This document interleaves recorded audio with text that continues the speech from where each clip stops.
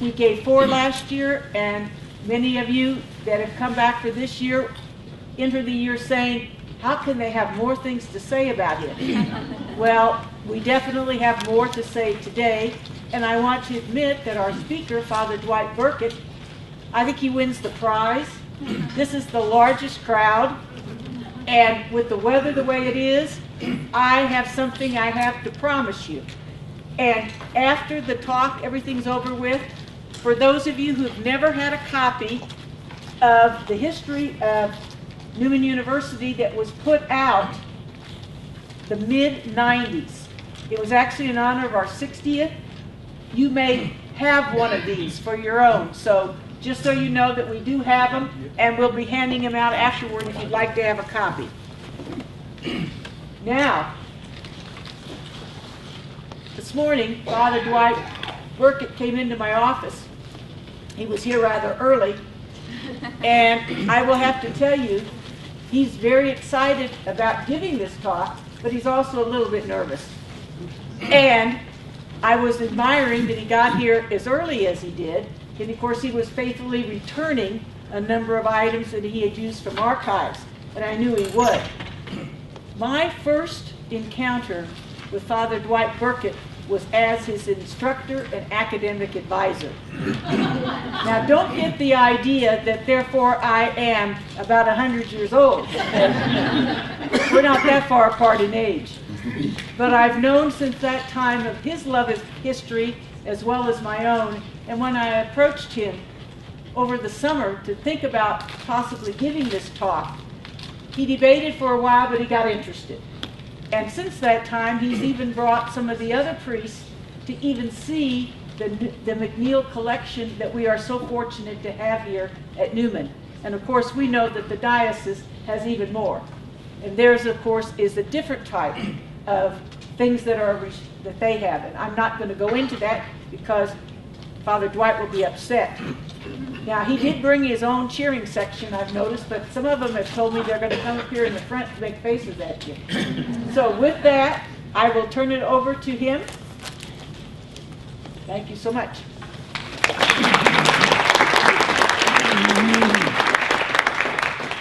I'm kind of soft-spoken, so if you can't hear and I drift down, raise your hand. That'll make me.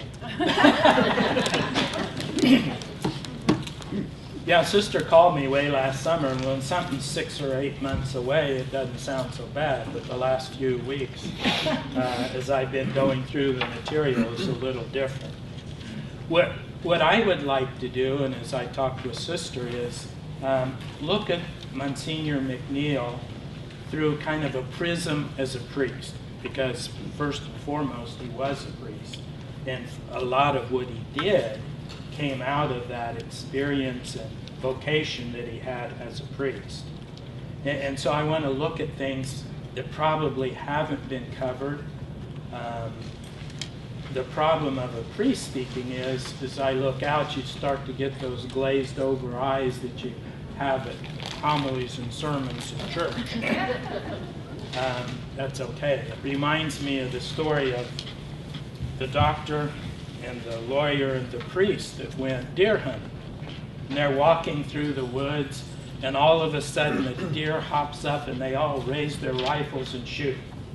And the deer falls, and they go up. There's only one bullet hole. So they start debating whose bullet was that brought this deer down. And they were debating it, and a game warden happened to be coming by, and they said, "Can we use your expertise to figure out which one of us shot this deer?" And the game warden got down on his knees, and he looked, and he studied, and he just finally decided it was the priest. And the doctor and lawyer said, "Well, how do you know it was the priest?" He said, "It went in one ear and out the other."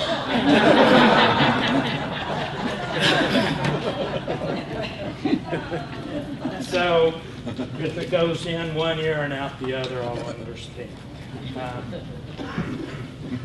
As we look at Monsignor McNeill, we have different sources. Mine is a personal source, back in 1974, I was teaching part-time at Bishop Carroll High School and then came here to Newman. That's how I met Sister, to get my teacher's certificate and degree. And Monsignor, in 1974, I was working in the youth office at the Chancery office. And Monsignor at that time had a large office in the basement. And he did his correspondence, CCD, and all this sort of thing. He had sisters working for him. And then on the side, he had a printing operation for the Chancery office. So if you wanted something printed, it's the days before you would use copiers and all that very much. You would type on this master, and he had an offset press, and he had a lady that would print off what you needed, and then you'd get a bill at the end of the month. So I did get to know Monsignor through that and seeing him over a period of 6 years. And then I moved on to something else. But I did get to know him, and one of the things that I was a real disappointment to him about was every day he'd say, "You want to go play golf this afternoon?"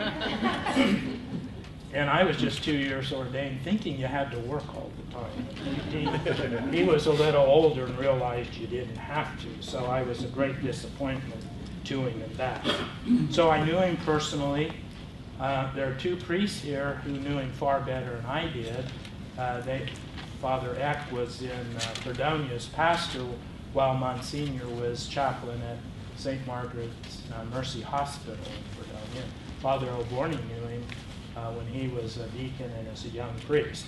You know, I've invited them and see if maybe at the end if they would have any personal insights. Also from the Chancery files, when you are alive, you're on the north side of the vault in the Chancery office. When you die, you move to the south side, and after a few years, you end up in the salt mine in Hutchinson.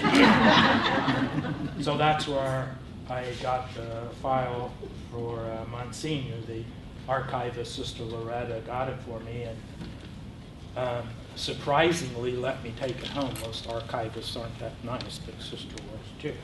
So I have those files, which were different than the files here in Newman. His personal papers, which are just four, if I remember right, four-drawer file cabinets packed with his correspondence and letters. I offered Sister my file, and personal record is about this big. She didn't act like she wanted it.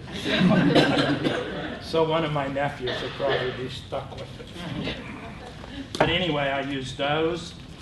Monsignor Mader, a contemporary of Monsignor McNeill, wrote this book called History of the Diocese of Wichita. And I'll use that for at least one reference. A necrology, when you die in our diocese, a necrology entry is made with your picture, and then we have this binder and you stick it in, and by day of death, you know, the parishes in their sacristies have this stack, and we remember that priest and pray for him at Mass. And finally, I guess that's it. So anyway, those are my sources. I want to approach it not from what he did. I'm going to give an overview of what he did, but I want to look at Monsignor McNeill from the perspective of why he did what he did, his style, how it was successful, and how he used it, his style and his way of working and relating throughout his priesthood. In our necrology, and this is a copy of his entry, I'll just read through it, it's not very long, but it'll give an overview of his life, maybe for those who haven't come to all the others. Monsignor McNeill was born October the 29th, 1902 in Guthrie, Oklahoma, and received his early education in San Bernardino, California, and St. Mary's School in Newton. After attending Benedictine College in Atchison and St. Meinrad's Seminary at St. Meinrad's, Illinois, Indiana, he was ordained by Bishop Schwartner on June 11, 1927. Following his ordination, he attended Catholic University in Washington, D.C. for 1 year. During his priesthood, Monsignor McNeill served the diocese in many ways.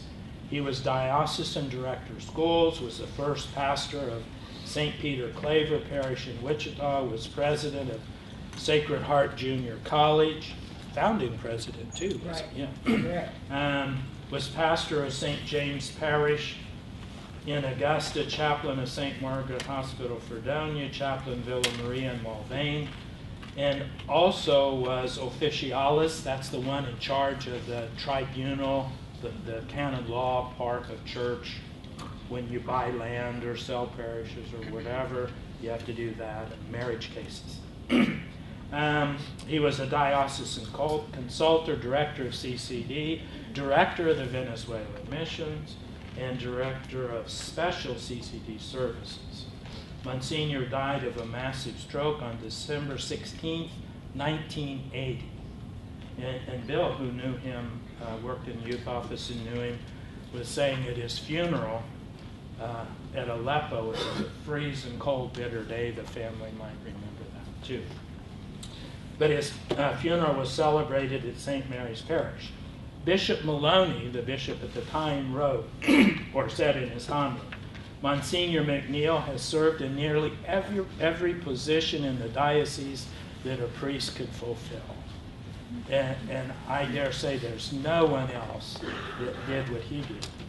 Also in the file we have a list, and this is kind of the official list of assignments for priests. And they weren't all put into the necrology, but a few others were chairman of clergy conference, chancellor of the diocese, chaplain Mount St. Mary Convent, spiritual director of Catholic Action, domestic prelate. He became a Monsignor in 1949, head of the Liturgy Commission, a committee on ecumenism, and this is significant. He was re-elected in 1980 to the priest council or presbyteral council, and that's by election of his peers. So he wasn't just assigned these things, he had the respect and certainly the vote of his peers, his fellow priests, to get that.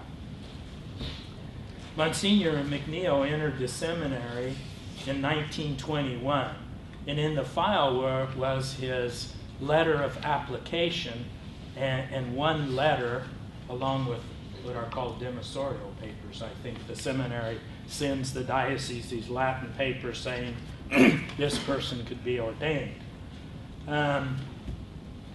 In the letter, and at the time he was in his third year at St. Benedict's College, and he had applied for the seminary, and you needed letters of recommendation.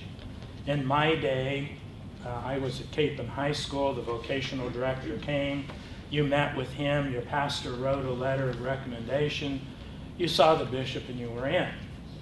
Today it's tougher. You have to go through psychological testing and all kinds of review boards and everything else. I wouldn't be standing here had they required all that back in my day. But there was one telling letter, and in the process of those moves around the vault and to the salt mines, the files are kind of gleaned, you know, the report cards and all that from seminary are gone.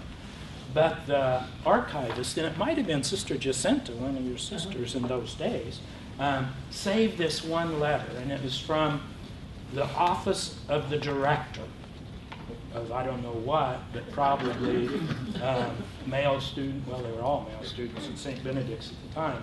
But he wrote a letter supporting Monsignor McNeill, and it's just telling. It says, in my humble opinion, Mr. McNeill is one of those desirable students that any institution would be proud of.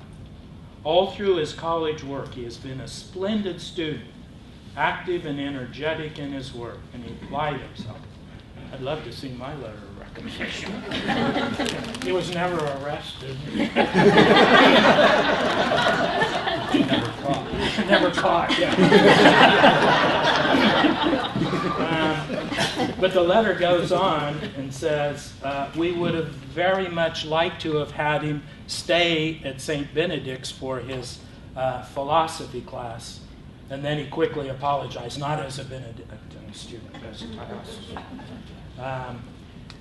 And then he goes on to say, if I were not presuming too much in making this suggestion, I would advise that this young man be given the chance to go to Rome to North American College. That's where we sent our brilliant students. I stayed here in the country. And then he goes on and talks about he will be a great pulpit orator. And he has a fluency of thought and expression. And they had a contest in the college, and it was put on by the Knights of Columbus, and it goes on to say they brought in outside judges, and Monsignor won it handily. So, and then it says, I have no hesitation in saying that this young man has a vocation to the priesthood. So anyway, pretty glowing, I would say, from the very beginning. So Monsignor in 1921 entered St. Meinrad Seminary. Somewhere along the line, I think he caught the attention of the bishop, who was Bishop Schwartner at the time, because in his last 2 years in the seminary, he was sent to Notre Dame to work on a degree in education.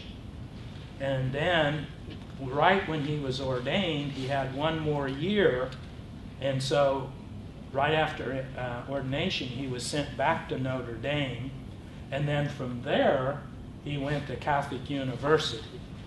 Unlike the usual trend, you would be an assistant in the parish for a few years or teach high school or something like that.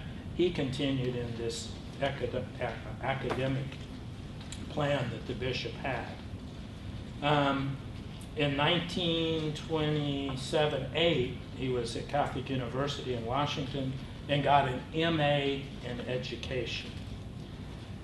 In the diocesan file, there are copious letters back and forth between Bishop Schwartner and other bishops down the line. But it was obvious that Monsignor McNeill had impressed the bishop and to already have decided that he needs to get a degree and already have decided that he's going to make him superintendent of education. And here's a letter that Bishop Schwartner wrote to Father McNeill at the time. And he says, during the past autumn, quite a number of new and modern and substantial school buildings have been blessed and opened here in the Diocese of Wichita.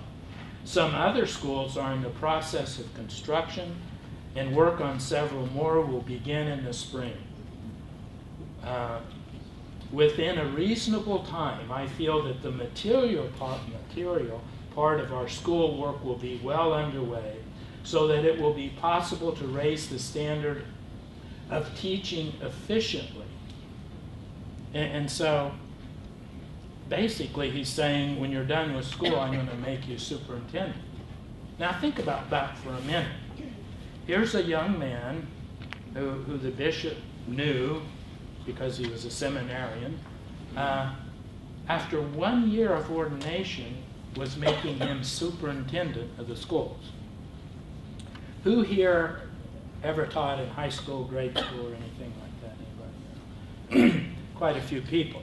Can you imagine being in a school, high school, grade school, and being a principal for 20 years or or teacher, that 1 year after his ordination, Monsignor McNeill was named superintendent?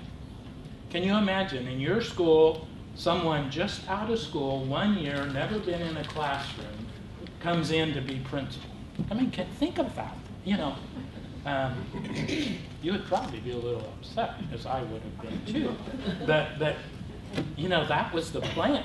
And you would have thought there would have been a revolt, but in no letter was there any mention of school principals and faculty or anything. They just accepted it, maybe because it came from the bishop.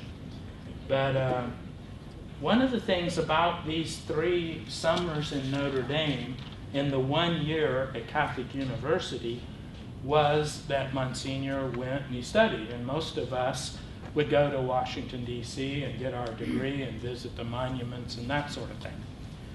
Monsignor, and these, again, numerous letters back and forth to Bishop Schwartner, talks about meeting the superintendent of Baltimore. And if I remember, that was in his last year at Notre Dame. And the superintendent of Baltimore inviting him out to visit Baltimore and his office. And he said, together, and here's this superintendent of Baltimore, probably 20 years or 30, talking to this guy who was just ordained and never been a superintendent about laying the groundwork for superintendents to start meeting in the Middle West. You know, incredible. I mean, when you think about that. Also, he met on his weekends off or whatever that year in Washington. He presumably took the train to New York and met the superintendent of schools there, and they talked about the importance of the Catholic Education Association, and which still exists. And I've gone to numerous conventions in the last year. He also attended the National Catholic Education Association convention in Detroit, and then he continues to report on all these trips. He has been to Brooklyn, New York, Newark, New Jersey, Philadelphia, and Belleville. I don't know, probably in Illinois. And so here he is, this young guy walking in and meeting all these superintendents, and they must have seen something in him that they wanted him to come and to enter into these professional conversations all the time. In one letter, he says he was excited about a scientific approach in the Diocese of Cleveland, and he's looking forward to bringing it back to the Diocese of Wichita. Today, we would call this, needs assessment and all that sort of thing, and trying to meet the needs of faculty, students, and that. The question is, how did that work out after 1 year being home and superintendent? He was a person of promise, but untested. And the test was, could he make it happen? And he did it. And somehow, these other principals and everything else accepted his leadership. There was only one complaint on Monsignor's part about a pastor who didn't follow what he wanted to do, which I can't imagine a pastor doing. But it's remarkable. And as you look at Monsignor Mader's book on the history of the Diocese of Wichita for the year 1929, which would have been the end of his first year as superintendent. As an aside, on the other side of the paper, as I pointed out to Sister this morning, it says this. On July 24th, 1929 was a memorable day for the Sisters of the Most Precious Blood, since on that day word came from Mother Latina, Superior General in Rome, that Wichita would henceforth be a province on its own. So they became independent that same year. Okay, here's what it says. The closing paragraph of 1929. St. Patrick's School, Wichita, was chosen by the Diocesan School Office, Monsignor, as a place to conduct an experimental school. That's what he was excited about, probably in Cleveland. Under the direction and supervision of the Diocesan Superintendent of Education. So in 1 year, he sets up an experimental school. The chronicler finds at the close of 1929, the organization of the school program had been much perfected. After 1 year in office, Father McNeill, the superintendent of education, had labored strenuously to bring about a suitable working program for all the schools and the children of the diocese. 1 year. You know, I've had 5-year plans that I haven't accomplished. and it's an incredible thing when you think about that. I think from those years in the seminary, his 1 year at Catholic University, and that 1 year as superintendent as he came back to the diocese, are very telling about the kind of person he was. That he could pull this off and be accepted and to be successful. So what I would like to do is look at some of those qualities that kind of emerged during those early years and see how they were kind of traced through the rest of his priesthood. The things I'm kind of interested in are his personnel connecting with so many people. The other would be his sense of generosity. Third, the ability to handle multiple tasks at once. And then his encouragement of priests. That's kind of what I want to look at a little bit. His ability to connect. He would meet all these people. You know, he was in class during the week, but on the weekends in school, he was out meeting and connecting with people. And it shows that academics weren't the only part of his life. He had this desire to meet the people who have already done what he hoped to do and to connect with them and stay connected. And the files are a great sense of that. He met all these people. He made a personal relationship with them, and it continued for years. You know, I hate to send out my 50 Christmas cards, you know. He's sending out dozens of letters a week, if not more, constantly in communication with people long after the professional need to be in touch with these people. And so he had that ability to connect and to keep relationships going for so long a time. The other thing that came out as I read through files was his generosity. He traveled everywhere. He was in South America, he was in Central America, he was going to conventions, meetings, things all over the country. And constantly on the go, constantly meeting new people and keeping up those relationships. And some of them, you know, cost him. In the file, there was an exchange of letters in 1960 between Monsignor McNeill and a Father Castillo in British Honduras.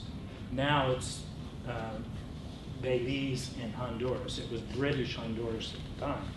And he went and spent a month traveling around. And one of his jobs was to be in charge of the missions, our diocesan mission in Venezuela, but papal volunteers and lay volunteers that worked throughout Latin America. We even had people from our diocese go to our mission in Venezuela. One girl from El Dorado, Kansas. So he was making all these connections and checking up on these people that had been sent out after a certain training period to work in Central and South America. So in British Honduras, he meets this Father Castillo, who tells him about a bright little girl, 11 years old, that lived in the town of Bullet Tree Falls. What a name, huh? But it was an English-speaking country. So. But anyway, he says, I want to meet this little girl. And so he goes, he meets the girl and her family, and he says, I'll pay her tuition to go through school, because the family couldn't afford it. And for the next 5 years, letters back and forth from Father Castillo, thank you for the $20 for the tuition. And I don't know how often he had to send $20, but as I looked at the dates, sometimes in October, January, whatever. So he paid $20. At Christmas time, he sent $5 to give to the family, and they were overjoyed and thankful that they got that money to use for their kids. Now, lest you think that $20 isn't much, at that time Father Oborny was ordained. How much did you get in salary? $62.50 a month. $62.50 a month. If you're giving $20 of that away and paying your cars, and gas and that, it could be significant. Although maybe he was getting some royalties on some of the other things he did. I don't know. Sister would probably know that. But anyway, so he sends this $20 for years, and then Father Castillo writes and said, at 15 years old, she graduated, and they had a special mass, and the family and the girls very thankful. 2 years later, he writes and says, Lily Balan was her name, Lilia Balan. He writes in 1966 and says, Lilia is now 17 and teaching in a Catholic school. And this is probably like our old days of normal schools, after grade school you went a year or two. So here was a really success story. He probably never saw the little girl again. Anyway, she would be about my age. Joyce Solentrop, who's archivist, writes he did a similar thing in Venezuela. And I didn't see that file, but he paid the tuition of a girl there. He was also, from this month in British Honduras, met a priest named Father Martin Avila. And they wrote back and forth. I mean, he meets him once, and they spend a lifetime writing back and forth. And in one letter, he sends him $10, another letter $20, another letter, a book on Vatican Council II. So that generosity really comes through there. And then another letter to a priest in the diocese who was working on this project. He sent him $50. Again, that was a significant amount of money at the time. So generosity seemed to be kind of woven through his life. Third thing, ability to handle multiple tasks. Bishop Maloney was right. There's no priest in the diocese that did as many tasks in his lifetime as Monsignor McNeill. And that's an ability that is far beyond anything I would attempt to do. Sometimes you get one job or two jobs or three jobs and you're stressed out. He had 10 and 15 jobs at a time.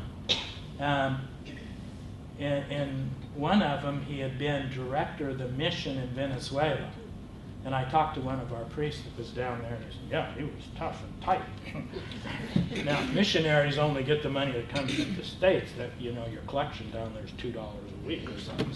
So there was a constant tension between the mission director and the missionaries. But he was very frugal about that. But he was also, as mission director, you think, well, mission director. He was also head of Latin American Volunteers, part of that. He was head of Propagation of Faith and Holy Childhood. When I say Holy Childhood, what do you think of? Pagan babies, that's right, I knew that. Do you remember that? Some of you aren't old enough. You would bring money maybe all during Lent, and you got $5, and it would be sent to the missions. In a family, pagan families, baby would be baptized, and you got to name the baby. Can you imagine running around Africa and South America, all these little kids with gringo names? But anyway, he was doing all of this stuff simultaneously. That was a tremendous gift to be able to handle. And the problem is, if you do a good job, you get another job, and his, it just snowballed into an incredible amount of work that he did. The other thing that just seems to be woven through his priesthood is his support of priests. He had a place in his heart for the priests of our diocese, and all these other ones he was constantly writing to. And he didn't know anyone who he didn't feel he didn't need to reach out to, put it that way. One priest who was working with lay missionaries and papal volunteers in South America, was having difficulty. There were people volunteering to go be papal volunteers. They would go through the orientation, and then the thought of going and living in a village somewhere, they would leave after all the work and training and recruiting. And he had written to Monsignor about that. And Monsignor writes right back multiple letters of encouragement. And the priest writes back to him, "I feel quite flattered that you should take the time to sit down and write such orderly and beautiful letters to me. I have told you before that you have been a great encouragement to me." He was encouraging to priests. He was anxious to be supportive. Bishop Strecker, who was a priest in our diocese, remember, he went on to Springfield, Cape Girardeau, and Kansas City, Kansas. A priest was visiting with him, and he writes to Monsignor talking about his visit to Bishop Strecker, and this is quote, "I learned once again from him," Bishop Strecker, "that he has a deep respect for you, and that has a deep appreciation for all you have done for the personnel of the Diocese of Wichita." So Bishop, although in another diocese, recognized that gift and that support that he gave priests. One of the ways in which he did that was through days of recollection. Now, in the last 20 years of priesthood, there's been a great emphasis on this whole notion of priestly fraternity. There's Jesu Caritas, a very formal one. There's, what's that one? Emmaus, and you go through program. And some that are less formal. But the sense of bringing priests together because we're scattered all over and all that. Monsignor although he didn't initiate it, another priest pointed out to him that some others had tried to start it. Monsignor's the one that made it happen. And he called them Days of Recollection. And he was down at Fredonia at the hospital as chaplain there. And he set up these monthly things. And he had a very exact schedule. Opening prayer, reflection, presentation, confessions, spiritual reading. It was a tough day. And he would write people to them to come, and then ahead of time he would write to others to be the presenter.